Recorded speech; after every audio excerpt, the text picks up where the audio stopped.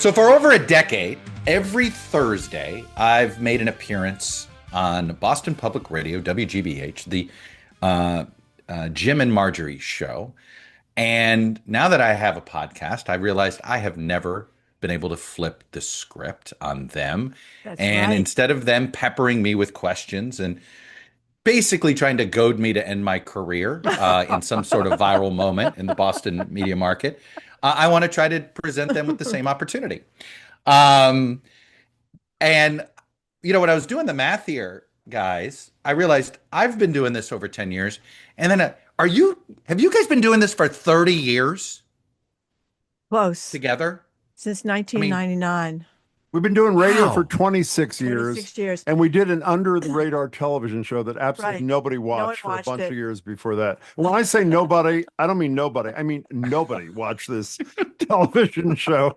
Yeah. Not even our Oh, families watch this I television show. one of my first shows was a cable access show. I know what you're talking about. Yeah, it was That's how tough. you learn. That's how you learn. That's how we We, learned. That's when right. I was All at the the tricks. hotline, we started a show in 98 or 99 on a cable access that was only available on like one of the cable systems in DC.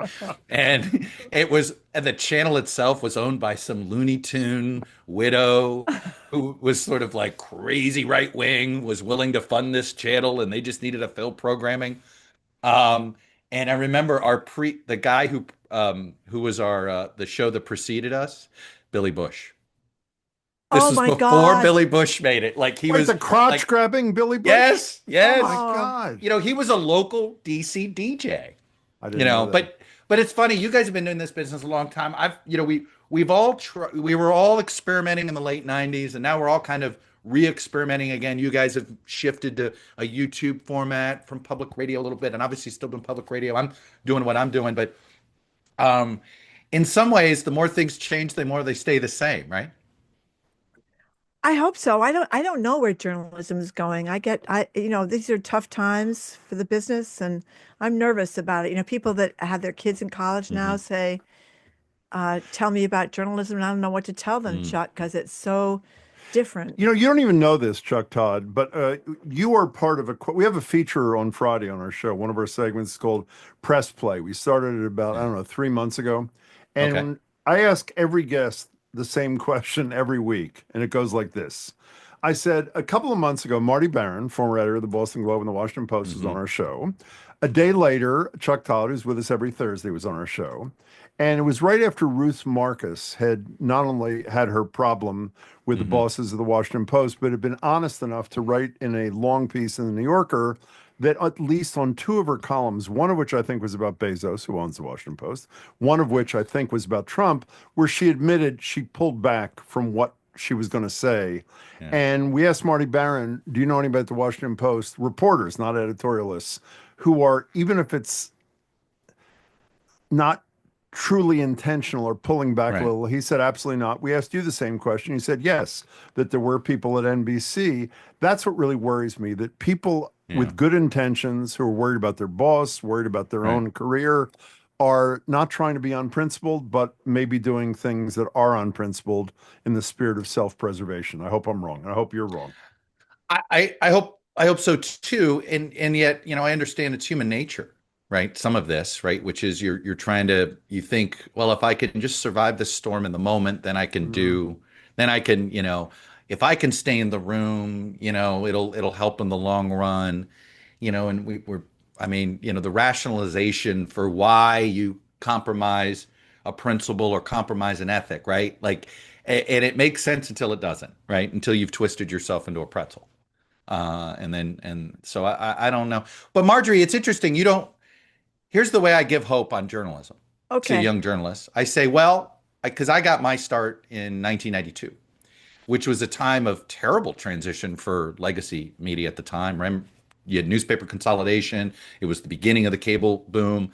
Broadcast TV was pulling back. It was very similar to this, and then O.J. Simpson happened, and then the rise of cable with internet as almost like an accelerant with it helped. But it was a disruptive time, and as a young person, I got a lot of opportunity that I wouldn't have gotten if it That's hadn't been a true. disruptive time. So I do. That's how I give hope to younger journalists. Okay, you want to hear my serious give hope to younger journalism thing?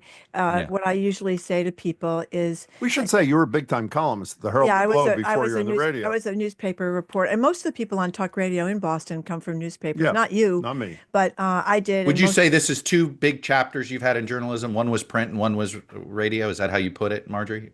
Well, I did print until just a few years ago, so I've been a newspaper person most of my life, and I added on the radio because I'm a divorcee and I needed the two jobs to Supplemental. I stay. was just going to That's say right. it's what every print journalist. Why did print That's journalists right. move to Yeah, another medium? It's you got to never make because the other medium's better. We all know exactly. writing's better. Writing's the best of the mediums, right? You never, and yet, but why do you do other mediums? It's for the money. Money, Yeah. yeah. But I tell young journalists, Gay Talese was a great writer. He wrote for the New York Times. He wrote for a lot of Mhm. places. He wrote novels and books, but he wrote something called The Kingdom and the Power about the New York Times years ago, like maybe 30, 35 years Mhm. ago. And he talked about how becoming a reporter enables young people, kids from, middle class backgrounds, working class backgrounds like Talese. Maybe they didn't go to the best schools, but they can go become a newspaper reporter and they can meet people and talk and ask questions to people they would never get a chance in any other opportunity. Presidents, governors, mayors of cities, celebrities, they'd be able to cover trials of famous people.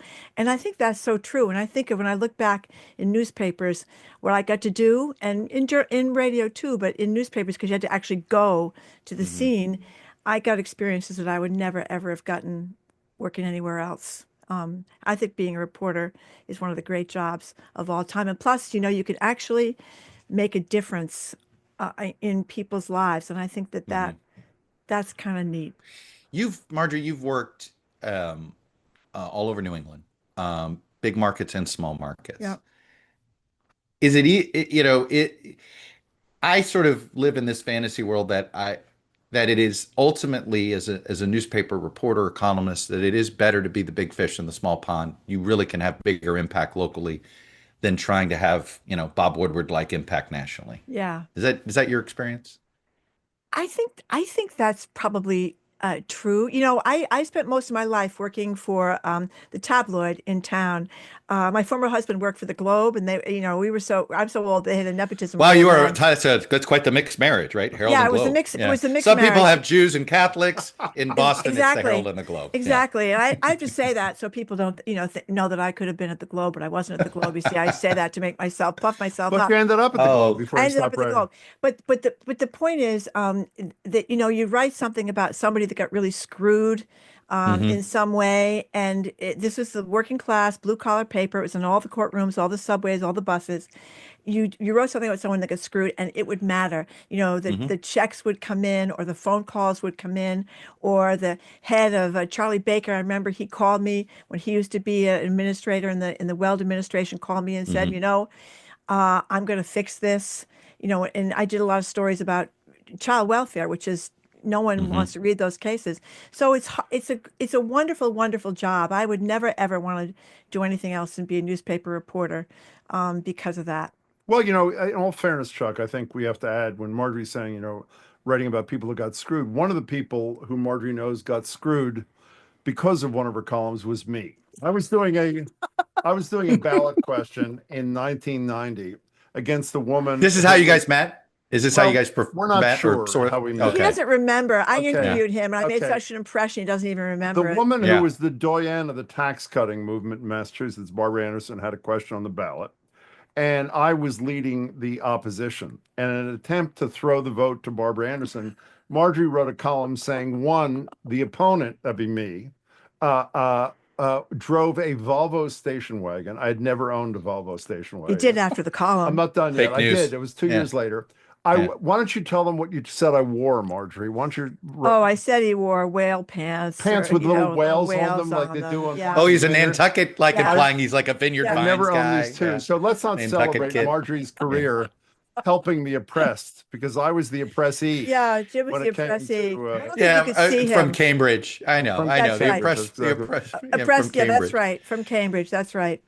That's right. Yeah, so Jim, your path to this is you were politics, really, Politics. activists Yeah. at this. I mean, there's two ways into this world, right? One is, starting, the small newspaper, Falls River, right, going through, and there's, you were on the activism side. Um, I'm sure there's so many things. I mean, this is why I think your partnership is so good in that you had different experiences, and that way you can attack sort of issues and questions and even media coverage from both of those perspectives. What did you think of the media when you were an activist, Jim? That it never treated us as fairly as it should have. Like everybody else feels about the media, right? Like, Exactly. yeah, yeah. I mean, Well, it's let me sort of tell you something. This is yeah. beyond dispute, and this is something that I'm going to take to my grave with me. It's nobody's fault. I can't even mention because she's going to mock me. I led what I believe was probably the single largest pro-tax rally, That's right. maybe in the history of the United States. Jim wanted to raise everybody's taxes. Well, so made did him very thousands of people popular. with So me. what? You jumped into the Boston Harbor and pulled the tea out. Is that what you're saying? I'd say that's a variation on a theme. And unfortunately, even though it was the biggest rally ever, this is a bad example because it's not the media's fault. You know what happened on the exact same day as our rally? Tiananmen Square. And as a result, we got a paragraph. Sorry, in the buddy. Boston Yeah, you got to Globe. pick which is the lead today. But you know Hey, what you'll find interesting? Massachusetts, I had one yeah. experience that neither of you had, and it wasn't just doing politics, because I did do politics. I ran campaigns. Jim ran for governor. I ran for And governor for a month. No, but that wasn't the story. I ran for governor for a month in 1990.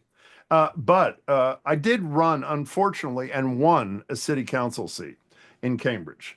And while both of you may mock me for that, Well, you must have been the conservative compared to everybody. Let me tell you something. It was one of the most valuable experiences in terms of what we do now. And I'm also, even though it's a low level kind of thing, when you're on the other side of the fence and you're getting screamed at by, not screamed at, asked tough questions by reporters, screamed at by constituents, Right.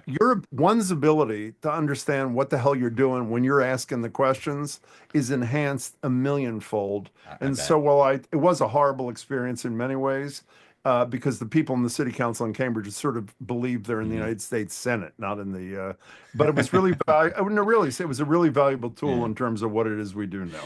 Do you worry, Jim, let me ask you this. Would you, if you were knowing what you know now, would you still run for office? Would you still have tried it? Or do you look at how hard it is to sort of not get, pilloried and doxxed and all these things, or, your families get targeted? I mean, the Tom Tillis situation, I tell people about this one all the time. Now that Tillis chose to retire, he was going to vote against Hegseth. And he didn't. And one of the reasons is his family was getting harassed. It wasn't just him. And it was people that they didn't run for office. He ran for office. And he just decided to back off of that.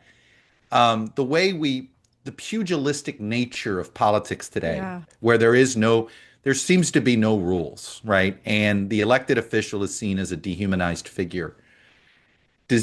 How do we encourage people like you to run again? How would you encourage yourself to run again, or are you kind of fearless about it? Well, I'm fearless about nothing, by the way. Let me be clear about that, to be totally honest. But I was going to answer your question by saying, which is true, when I did political stuff, particularly against a very popular anti-tax leader, I got death threats all the time. In our earlier career on the radio, death threats. I mean, I'm not trying to show bravery. No, I understand them. I've been getting them for a while, and you sort of shrug them off because but you know what the difference is? 99% of them aren't true, right? The It's just you worry about the 1%. Is the kids and the family, the wife, the husband, the kids. And I don't know what the answer, because one of the things we talk about a lot on the show is how leaderless we are in lots of ways. And if one believes one is a person of principle who could help believe, you'd like to think you'd take the opportunity. But I can't honestly say to you that I'd be willing to do it in this sort of environment, because it's dangerous in lots of ways, I'm almost embarrassed to say those words, but I think that's unfortunately real. Margery, this is my biggest concern, that we have driven. It is such a toxic place that good people aren't going to want to run. Listen, I could not agree with you more. I can't believe how insane things have gotten. It's really bad now, but I think did it start with Obama, or did it even start before then? It's funny. You could keep going back. I've thought about this, right? Which is, when did it start? we could go to Newt Gingrich, right? You could go Newt to Gingrich. the Yep. Clintons, and then you could say, well, it goes back further. Robert Bork, right? Some people on the right will bring up Robert Bork, and that was a character assassination, and you can keep going. But we've been slowly increasing the character assassination quotient in politics, Yeah. almost on a steady rise, right? And to here we are, in what I hope is that it can't get worse. Well, Like don't you that's my think optimism. I know this is the dreaded local angle, as Margery would call it, but don't Hmm. you think it was the Willie Horton ads were a pretty major moment against Yep. Dukakis? And by the That's way, I hope true. Yeah, people realize while they blame yeah. it on George H.W. Bush, I believe the first person to talk about Willie Horton was Al Gore in the primary No, he was right. He did it in the Mike New York Dukakis. primary. People usually Yeah. tell him Willie Horton was a black guy Oh, that Oh, I'm got sorry. weekend furloughs, and then ended up going out in a weekend furlough and raping a woman. And that was something Dukakis did for lifers, would give them these weekend hmm. furloughs for good behavior. And I think that was the end, was it not, of Well, weekend then the furloughs? commercials, Horton with who's a black man, a close up on his I think face. the person who made the was it Floyd Little was the guy's name? I think it was an I don't know. independent. It's one of the first super PACs, we didn't call them then that. It was an independent. The actual ad itself was not paid for by Bush or the RNC. It was an independent committee, right? It was this. There was, but by the way, when you watch the ad today, most people will be like, "Really, that was controversial?" You're I meaning know. like because we see such garbage now, that. But at the time, it sort of it crossed the whatever the line is. As Bill Hurt said in broadcast news, they keep moving the sucker, right? With the line, whatever this line is. But look, I actually go back to Roger Ailes and Roger Stone in Nixon, and that if Nixon, you that's a actually good one. look, ultimately, the entire invention of the liberal media, the phrase liberal media, didn't you I don't I believe you cannot find liberal media as a phrase before 1972, and that it was the Watergate coverage. It was the initial sort of, I don't know if it was Buchanan that came up with the line, or one of the Yeah. Nixon operatives did, or Ailes. And Roger Ailes' entire professional career after leaving Nixon was about exploiting this concept that the liberal media is out to get conservatives, and it began with Richard Nixon. And for me, I look at it. It may be that this is the end of the long arc. This is the ultimate, and the fact that Roger Stone's still alive, right?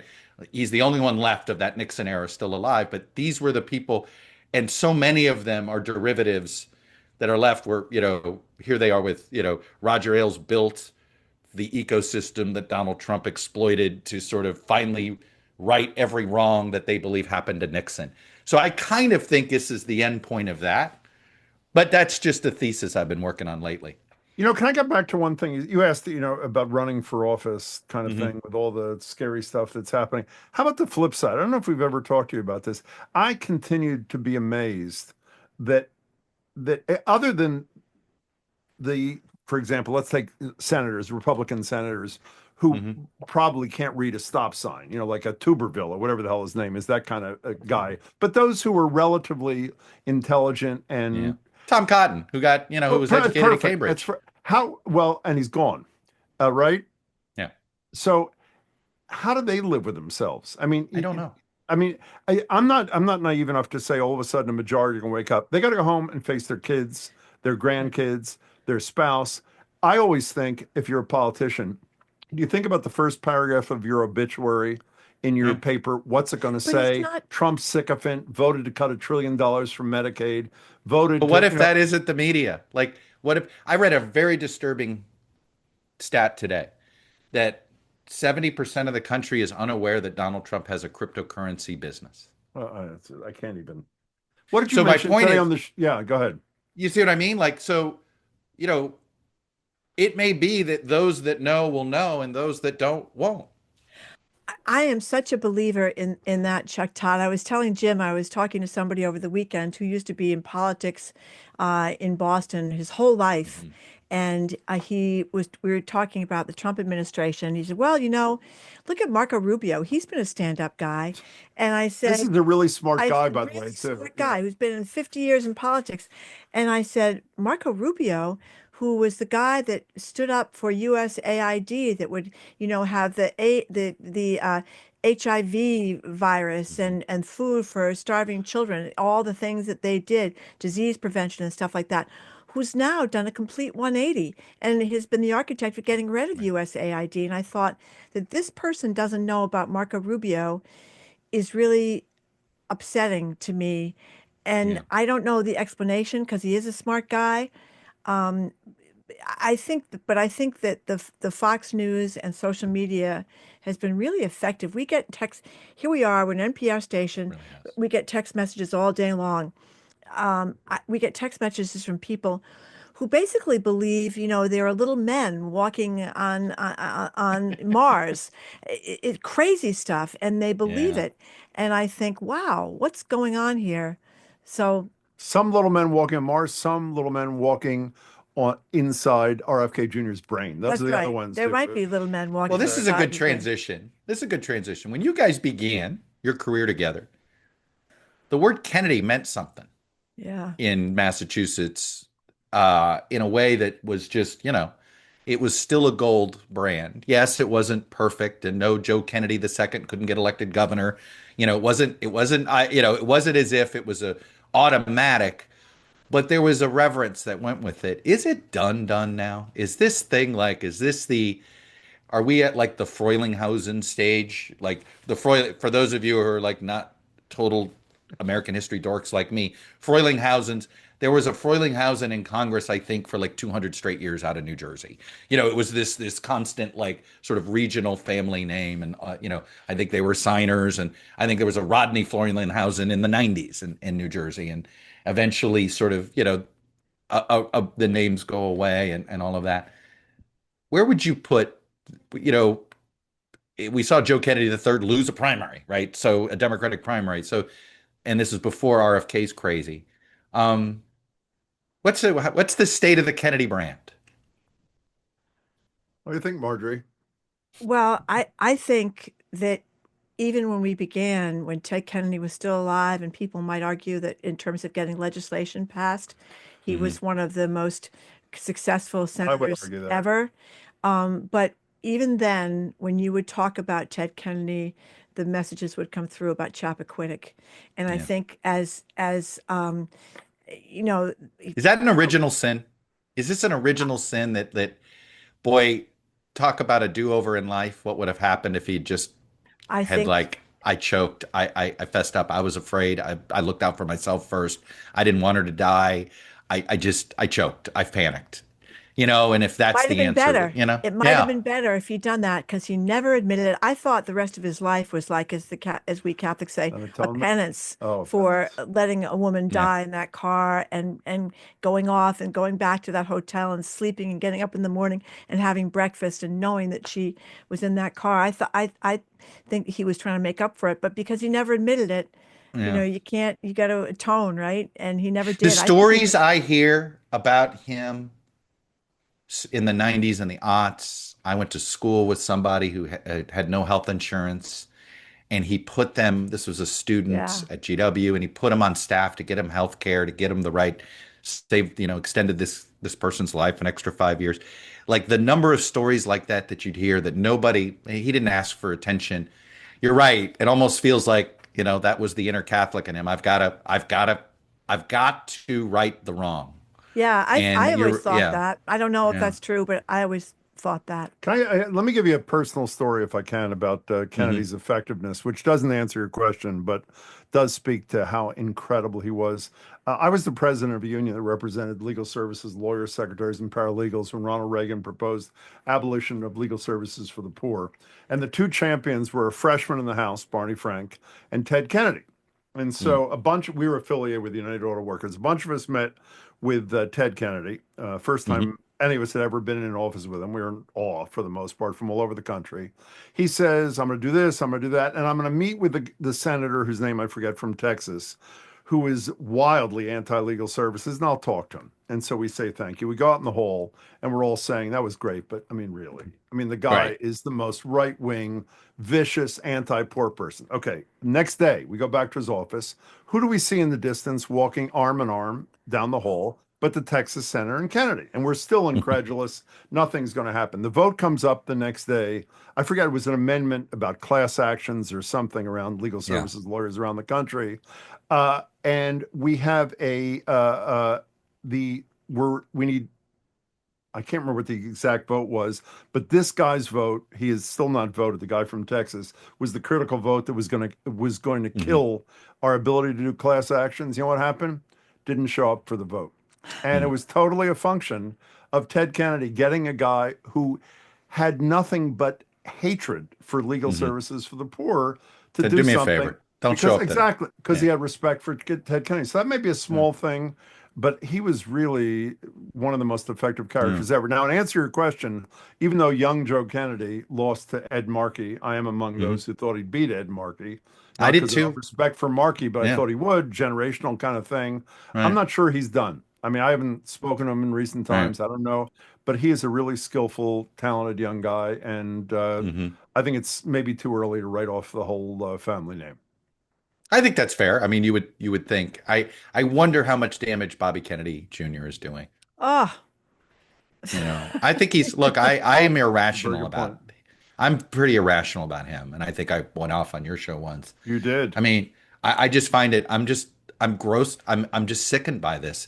Intentionally watching kids die, having measles, like letting the outbreak happen. I just like. Who does this?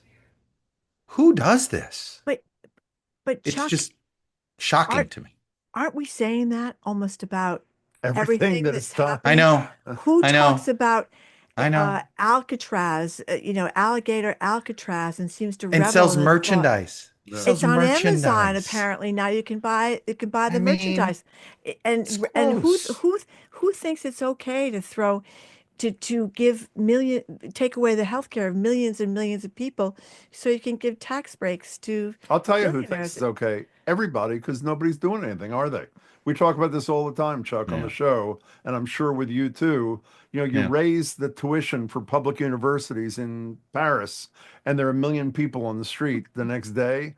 Very true. Take 12 million people off healthcare or whatever it is. Let's go down the list.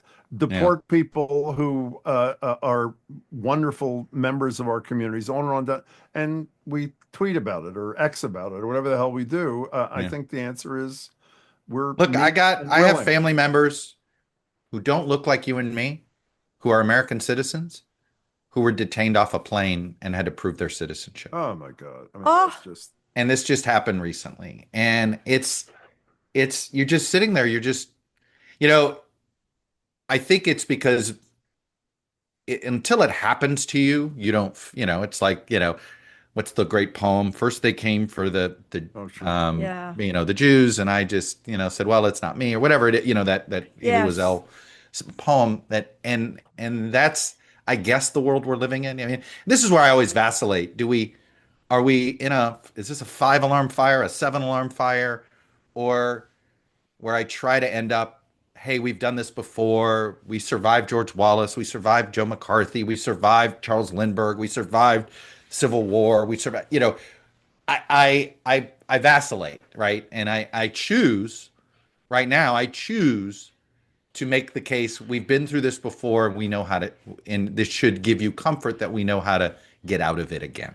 But can I tell you, we have had this discussion with 3 relatively reputable historians in recent times: Heather Cox Richardson, Ken Burns, and Doris Kearns Goodwin. Every single one of them's answer to our question is exactly yours. And I don't mean this because I have huge respect for all 3 of them. I'm not sure any of the 3 of them believe it. I think we asked Doris, you know what? You're not wrong. I don't know if I believe it. I choose to believe it. That's why I emphasize. That's why we asked Doris, and she said exactly that. Well, I need, or I choose to believe it. Who's the president who's been this corrupt? Who's the president that's lied as much as he has? I was listening to one of my favorite podcasts, besides, of course, the ToddCast this morning, The Daily, and they were talking about a man who had uncovered cigarette smoking. He did a big expose on cigarettes, and then they were threatening I think it was again CBS, and CBS, people know, has just knuckled under to Donald Trump. They're going to give him the whole parent corporation Paramount going to give him $16 million to his library to get out of this lawsuit, this Frivolous frivolous, lawsuit. ridiculous Yeah. lawsuit. But anyway, he was saying that the interviewer said to him, "Well, was it the same thing that you were under pressure not to tell the truth about cigarettes from the cigarette companies as what's going on now?" And he said, "No, because then it was the cigarette companies. Today it's the President of the United States, and it's Yeah. the Justice Department and the wheels of power and ICE agencies and doing all Yeah. these. This is the power of the federal government, which is more powerful than any other entity in the country Well, picking you on know what, this." though? This administration is now realizing you reap what you sow. The Epstein story, Yeah. right? They create this, they all make money. Dan Bongino, Kash Patel, Pam Bondi, they all make political hay and get their viral clips and get their notoriety by flirting with this Epstein story. And then they're the deep state, Yeah. you know? And Yeah. here we are. But it is damaging because guess what? Who do you believe, Jim? Do you believe the government on Epstein or not? Uh, honestly don't know. I don't know what I believe and answer that. Isn't What that do the you problem? believe? Isn't it? Maybe it I is. look, What do you I believe? I do not believe, I'm one of those who believes that if it were as if it were as if what is alleged is true, there's no way these secrets hold, right? Yeah. Maxwell would have used it to get out of going to Well, that's a jail. very good point. Okay, so I don't think there's a there. I think all these people hung out with him. I think they all knew, oh yeah, Jeffrey's a little bit this, right? But he gives me free rides in his plane, or I really like hanging out at his resort, man. It's really fun to get served pina coladas by these scantily clad girls. You know, do I think all of that was true? But the next level of it, right? Like, look, if there was another Prince Andrew, wouldn't we know? Yeah. That's sort of where I'm at. That said, I understand if most people go, well, I don't know what to believe anymore. Because the same people who were telling me don't believe what the government's telling you are now the government. And they're telling you believe what the government is telling you. So let me pose a question in return in the other direction. Let's assume that what was exposed were unsavory conducts, talk about euphemisms, with Bill Clinton and Donald Trump. I would Mhm. posit that Bill Clinton would never be invited to any event again for the rest of his life, and Right. Donald Trump would be the same as if nothing had happened the day before. Is that a fair Yeah, I'll give analysis? you another one. You caught Donald Trump's line on Friday where he said, I hate all Democrats. Yeah, of course. If Barack Obama had said that Oh, after the passage of Obamacare, I hate all Republicans, what would happen? that is so true. That was on July 4th, by the way. Yeah, Didn't Carolyn Levitt or whoever it was say this is going to be a unifying thing? This is unifying. a thing Yeah. where he reaches out to other than Democrats, I This guess. idea that you only govern for those who support you, I mean, this is really the virus that I really and I did you see the Axios? I'm curious. Here's something I've been curious your guys' take on. Margie, I'll let you take the first bite at this. Okay. I assume you saw the Axios newsletter this morning. Mike Allen, they had the little nugget about how they had these anonymous Democratic members of Congress who said, "Hey, man, the base is really fired up. They don't care if we break rules to fight Trump. In fact, they don't understand why if you have to start a fire, get shot, whatever it is, like fight fire with fire." And this has always been my concern that a second Trump term was going to not change just the Republicans, but it would change the Democrats.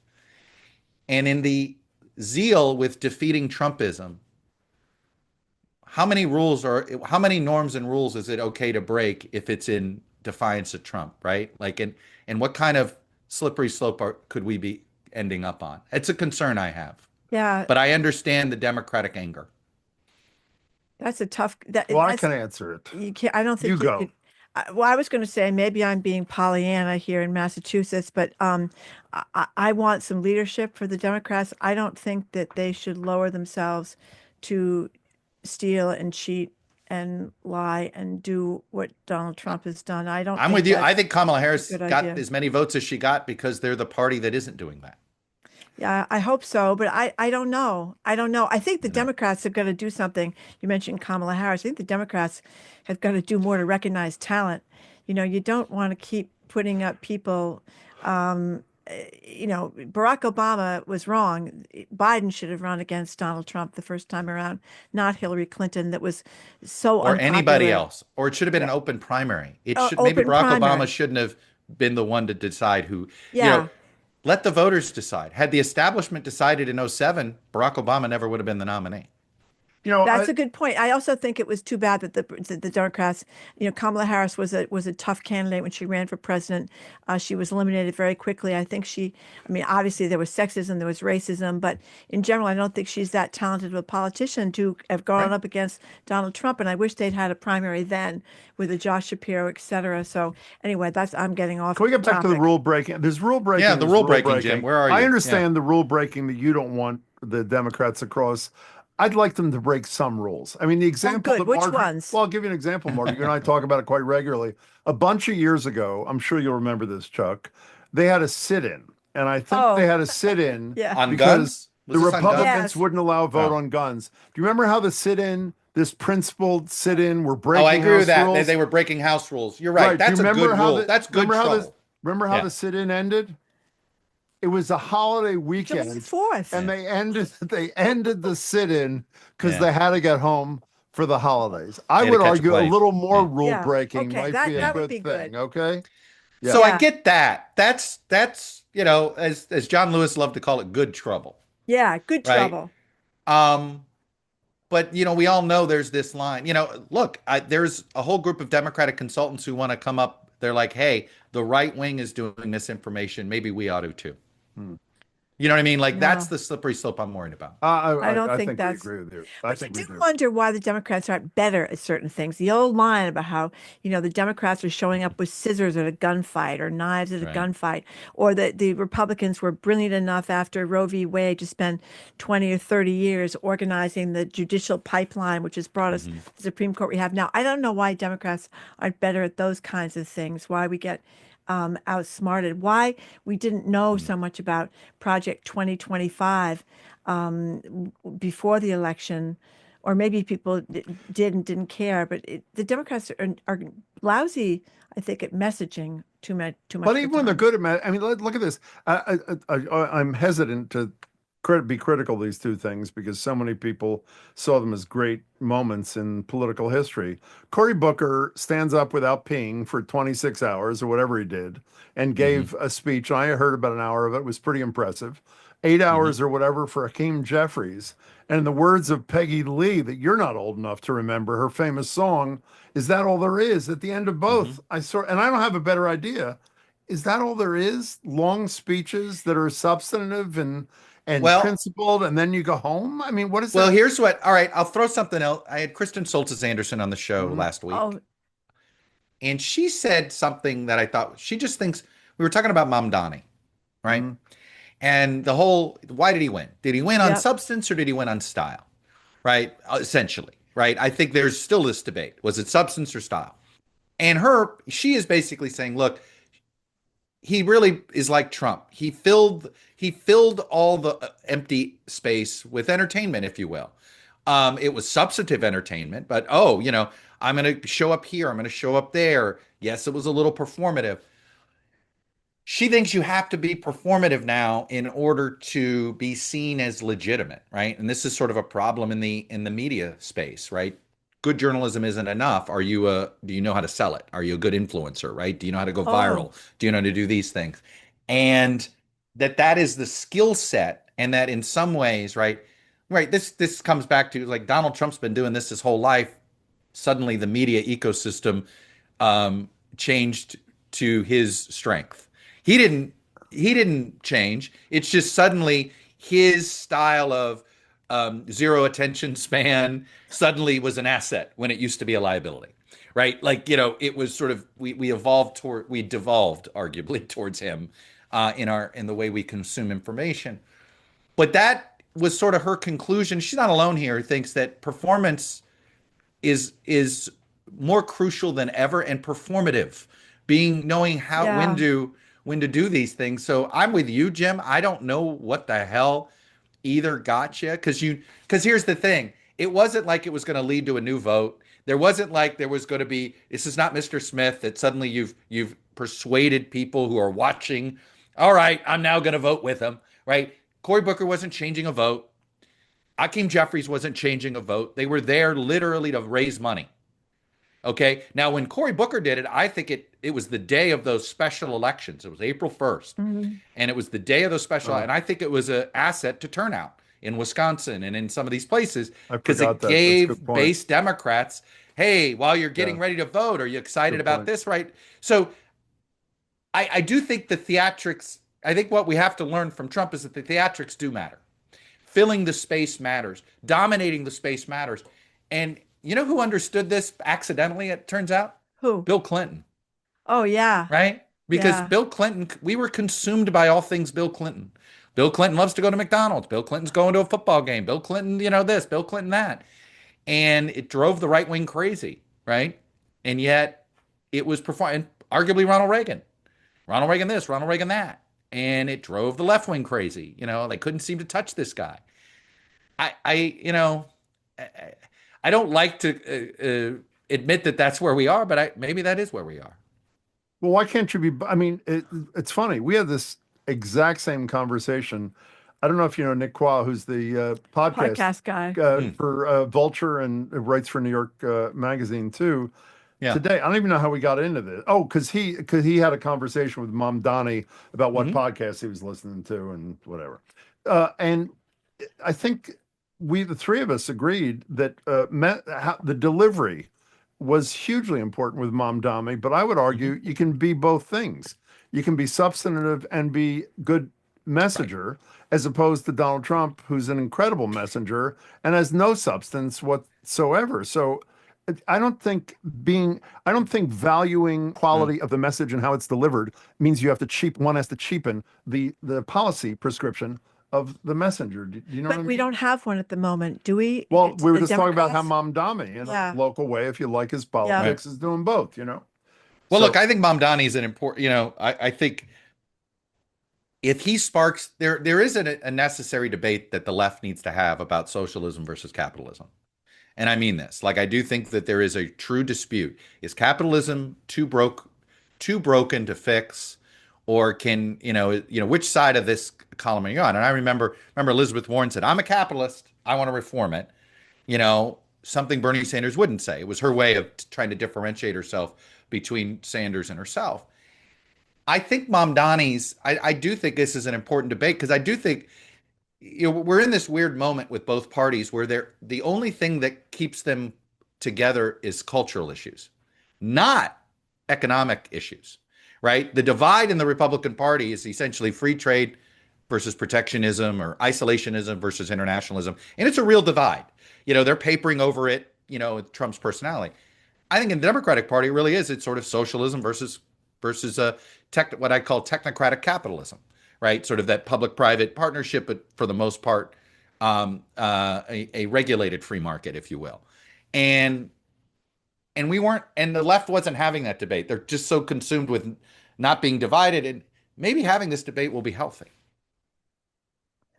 Yeah, well, I also think, there's a difference between being a democratic socialist and being a socialist, and socialism has got more to do. I think there's a great Good luck misunderstanding. explaining that distinction. I know, but that's another problem is that we seem to have people that either don't care to learn about, the old de Tocqueville line that we all read in college, this republic only survives if it's got an educated electorate. And I don't know that we have an uneducated electorate, but I think we have an electorate that doesn't pay much attention. And I think that's a problem because you do have to kind of pay a little bit more attention and know a little bit more what's going on. But get back. I don't think socialism is help with your child care. I don't think socialism is getting help on rents. People can turn it that's into the what thing. it Well, isn't. actually, I would argue you're arguing that no, helping with childcare isn't socialism. It's part of the sort of how government should assist with capitalism. Well, we've Because got if you're helping social. with childcare, you're helping people participate in the private sector. Well, we've got Versus socialism, it's everything, right? Not just well, the we've got childcare. Social Security. I don't see that's socialism, right? And no one's complaining about that or Medicare. So I think you have to. People have to stand up and say this is not social. Maybe you're right. Maybe no one is too dim-witted to No, get the nuance, you're but I talking don't. about messaging. The answer is don't use the terms is Yeah. the thing. I mean, you know what? Yeah. We talk a lot on the show. Remember that I'm sure you've seen this, the great Jimmy Kimmel thing when he sends a reporter out to Hollywood Boulevard and Yeah. says, which do you prefer, the Affordable Care Act or Obamacare? And Yeah. everybody hates Obamacare and Yeah. everybody loves the Affordable Care Act. Margery says this on the show all the time. If you take away the alleged radical left slash democratic socialist Right. agenda and say, do you want more affordable child care? Do you want some Right. Of control on rents? I can go down the whole Mamdani or whatever list. Do course. you want to give taxes to rich people? Exactly. Almost Do you care everybody, about climate change? almost everybody Right. will nod in agreement and say, this is what I Right. want. But if you then said either socialism or democratic socialism, and I don't think anybody knows the difference except Correct. people who are one of those things, you're going to lose a lot of people. But on substance, that Yeah. debate should be had. And if you can avoid the terms without Donald Trump forcing you to use Right. them, I think it'd be Yeah. really valuable for a party that doesn't quite know where it's going, you know? Let me for my entire professional life, Massachusetts has been sort of among the heartbeats of American politics, right? Not the sole heartbeat, but among the heartbeats, multiple people coming running for president, multiple nominees in my professional life. So I'm always right in on both sides of the aisle. We've had since 1988 former governors of both parties of the state of Massachusetts being major party nominees. Um, is is the brand of Massachusetts tainted too much now for anybody to rise up and become a nominee again? Is there like too much buyer's remorse on the left and sort of Texachusetts branding on the right for the next generations of Massachusetts leaders to populate our national political debate, or am I buying into the right wing and left wing spins of Massachusetts politics? Go ahead, Jim. Well, I guess I would say on one hand, a really smart, really competent, talented senator ran for president, and she didn't even win her home state. That was Elizabeth Warren. So, Right. I think she's a really talented person. But I mean, let's do both sides of the equation. While there is no Republican Party for him anymore, if Charlie Baker decided to run to represent that minority part of the Republican Party, Hmm. he'd do better than his former boss, Bill Weld, did. So at Right. some point, hopefully, Trumpism is going to die and Republicanism comes back. There'd be a place for that kind of person. And I don't buy the notion. I know you're just asking a question, not positing an Hmm. answer. I don't buy the notion that our influence is gone. We have a lot of really talented politicians here, and I think the question is just timing. Don't you think, Well, I've Marjorie? always thought the reason that is, for what it's worth, is that the local politics is so well informed. I mean, every little township seems to produce some pretty quality people. Not to say there isn't less quality people too, but that there is, and this is New England in general, right? That there's still a legacy or an expectation that all politics is local, and they kind of mean it in New England. Am I over lionizing, Marjorie? Listen, I have lived in Massachusetts my whole life, and I am more grateful than ever that I live in Massachusetts because I don't think uh, people were outraged when Ramesa Ozturk was taken off the street by masked Hmm. ICE people in Somerville for co-authoring an op-ed. When they took that young man that was on the way to volleyball practice, ICE did, and hauled him out of the car. When they broke a window in New Bedford with children in the back seat to get people out of the car, people took to the streets. They were outraged. If you're a gay person in Massachusetts, I don't think you have to be afraid to live here. Hmm. It's tough for trans people, but it's better here than it is in a lot of other places. You have people like Maura Healey when she was Attorney General, and Andrea Campbell, the Attorney General now, who are taking Trump to court on all these Hmm. outrageous things. We have some very talented politicians here.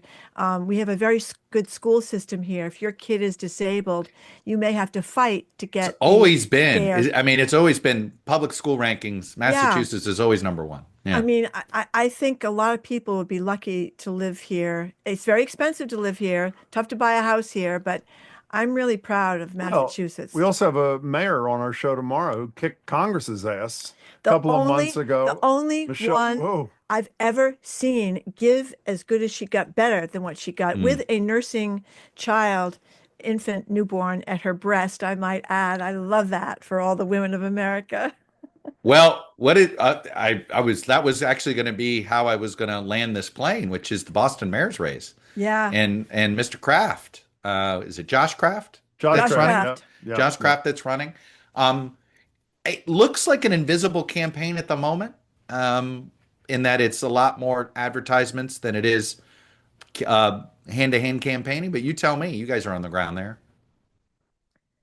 Um, well, people are mad about the bike lanes in Boston, and Hey Michelle man, that's Wu. welcome to being mayor of any Yeah, she's town. been No, It's that's the a but huge small. issue. It's not a Yes, I joke. get it. but Where do you you know, park?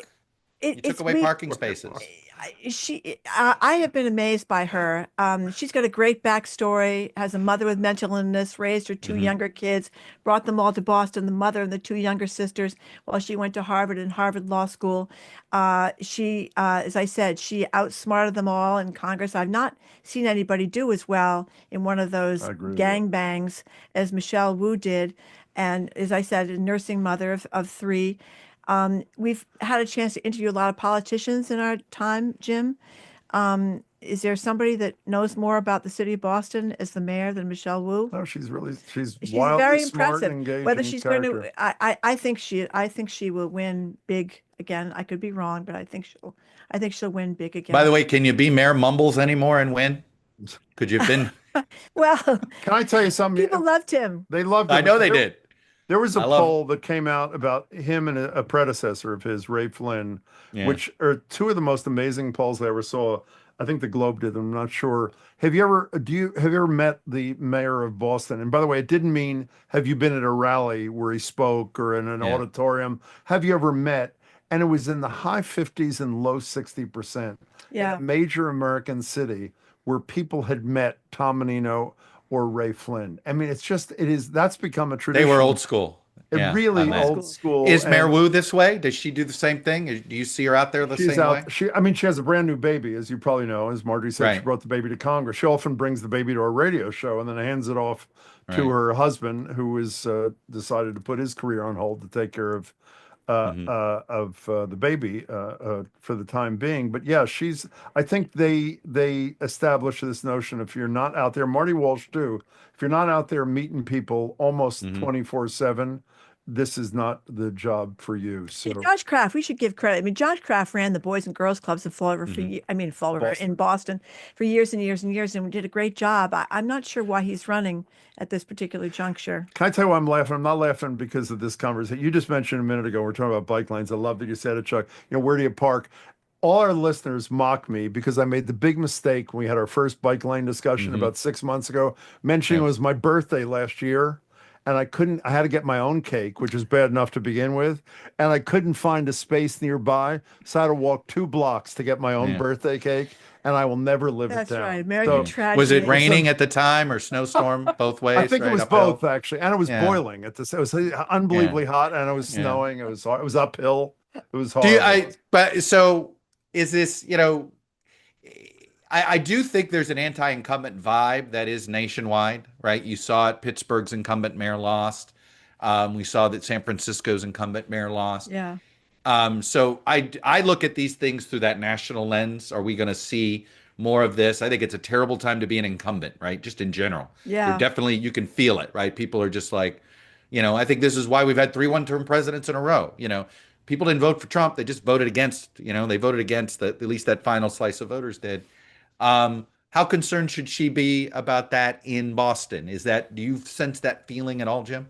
Not as concerned as the other guys should be about the fact that his father, fairly or unfairly, has a Hmm. friendship with Donald Trump, and some Interesting. major Donald Trump donors Yeah. have given a huge pile of money to a PAC that supports So Josh Kraft. she's going to be able to turn him into a Trump She's apologist or trying. something like that. She's trying, and even though he has said, "I abhor Hmm. Donald Trump," he has supported members of Congress who are Mm. Trumpified and are bad on every issue except Israel. and Anti-choice. anti-choice, anti-same-sex marriage. So I think the answer is fair, unfair. I'll leave that up to voters. Right. That's going to be has been and will be a major thrust of the. She often says at events. He just moved here too from Chestnut Hill, which is right across the thing there. Welcome to Boston, Josh. It's You know, that worked well. That worked well against Andy Cuomo. It was like, That's oh, hey, welcome to New York City. Yeah, Yeah. I know. That was Yeah. it was an amazing. That was an amazing race in New York City. So we'll see. And it's not over. You know, I saw a poll today that you can, if there's consolidation behind somebody, you can see that Mamdani has a harder ceiling. Yeah. Now the question is it 45 or is it 51? But the ceiling is there, and you can see. You know, it was interesting. The poll I saw broke it up by borough, and he's the mayor of Brooklyn today already. You know, that's not a problem. It's a coin flip in Manhattan, and he doesn't win any other borough. So Really? look, you can win it on the strength of Brooklyn and Manhattan alone. So it doesn't matter. But you can see the path to stopping Mamdani if there is reason to do it, I guess would be the way I'd look at it. I think know, the key for Cuomo to have a shot is he has to decide, oh, I should accept the endorsement of only one sexual harasser, Bill Clinton, not a second. Don't you think there's a ceiling to that? And then Yeah, maybe. yeah. He hasn't called for my advice, but No, I mean, I think I don't understand, and this is where I think Schumer and Jeffries have escaped accountability here. Your national leaders that live in New York City, you look the other way while That's everybody right. rallied around Andrew Cuomo, That's and you want to right. lead the Democratic Party? Seriously? and also they even I'm endorsed it. sorry. Have they Yeah. endorsed Mamdani yet or no? No, they haven't. I mean, you know, they've got this massive problem now that is dividing the Democratic Party. Um, I think it'll be healthy in the long run, but still, it is. And you're the de facto leaders of the party right now. There's nobody else. You're the Senate leader and you're the House leader. You're both New York City guys, and you couldn't find a better candidate than Cuomo? Seriously? Yeah. Yeah. I don't know that they've been that You want to be my inspiring. latex salesman? Come on. They reached out to Joe Biden, but he was unavailable. Yeah. So that's the best they could do is I can't wait till Biden runs for Wilmington mayor or Oh, Rehoboth Beach God. mayor. I feel like that's coming. I feel like something like that, or Hunter Biden runs for mayor of Wilmington. Like I just, something like that's going to happen sooner than we think, because every TV series needs an episode like that. So can I And ask you a that's the quick world we live question in. before we leave here, Chuck? Yes, ma'am. Are we going to get out of this mess, do you think? Well, everything ends. It's just going to end badly. And let me ask. I'll leave you guys. This will be my real out question. Okay. I don't think this is the Trump era will come to an end. My guess is it'll be abrupt, and I don't know how, right? Like maybe it's a natural disaster, maybe it's an economic collapse, maybe it's something else. It's going to be a mess. There's going to be one of two directions we go as a country. We decide, oh, that's never going to happen again, and we move on, or we try to Trump-proof the Constitution and the government so that we don't allow that to happen again. Which direction do you expect us to go, Margery? Well, I'm not encouraged by the ability of the Republicans and Democrats to agree to do something as dramatic as Trump proof. But maybe if Trump is gone, because I don't see a J.D. Vance or anybody able to take up that charismatic place he holds for the country, maybe then they could. I don't know. I don't know. I'd like to think they could do that, but I don't know. Yeah. Tim? I'm sorry, I don't have a good answer. Well, I'm going to do No. something that you people love in talk radio. I'm going to argue both sides very quickly. Well, I don't think there will ever be another leader who can do what Trump does, even though they've tried. Ron DeSantis being a perfect example, abysmal failure. I think the freedom that Trump has given to people to be like him is going to be hard to get rid of. I think people find it liberating to be able to say their worst innermost thoughts and things like that. Having said that, the other side is I'm a huge believer in leadership. And I'm not the first person who said if Ronald Reagan had run as a liberal Democrat, he would have been elected in a landslide. Leadership really matters in this country. It really matters to me. And I think if the people with right-thinking approaches find a leader who has charisma, who is youngish, who is tough, I think this could end in a far better way than I worry that it will. It's such a great point. My wife says this all the time. She goes, if Joe Biden had been a better leader, there would have been no second Trump term. Yeah. And it's I think it's the fairest critique of it. You know, it just is true. He just wasn't the leader that was necessary to have us turn the page. Maybe it was due to age, maybe it was due to other things, but he wasn't. And that, you're right. Leadership can overcome a lot of things if you have good leadership or bad leadership. That's what we're looking for. If you are not Before we happy leave, about can I the- just say one thing for the record here so people know this? I did not own a Volvo station wagon, and I did not have pants with little It was probably a rail Subaru. It was probably a Subaru, wasn't it? Gotta Yeah. go. I'm sorry. Yeah. I can't talk He about forgets that. I also called him the heartthrob of economics 101. I That didn't was forget very I like that part. complimentary. Yes, I did. And Can you so I- let me Wilbon and Kornheiser actually can socialize, like they're off camera. Are you guys able to socialize like off hours? We're Or going do to a you, like, have baseball enough game of with a each other? friend tonight. We're going to the Red Okay. Sox tonight. Friends. Yeah. Yeah. The I don't Red have a Sox hard just time kicked with some it. Nats ass this past 4th of July weekend. Beautifully That was put. embarrassing. That was lovely. That was a Oh, expression. made Yeah. you guys look like, gave you guys hope. That's right. And now we're playing the worst team in baseball tonight, so there's even more hope. We're very excited. No, you just That's right. played the worst. I thought you just played the worst team in baseball. Who is it tonight? You got the Rockies? Colorado, even worse. Yeah. They're Well, coming to town. the Nats have more losses than the Rockies since 2019. So, Really? yeah. All I know is we've we get done those well. sausage. My We get friend. those sausage things tonight. The sausage and onions things. Those are the fun things. You know what at they're Fenway called? Park. Sausage and onion. Margery. Sausage Those and onions, sausage and that's onion right. things.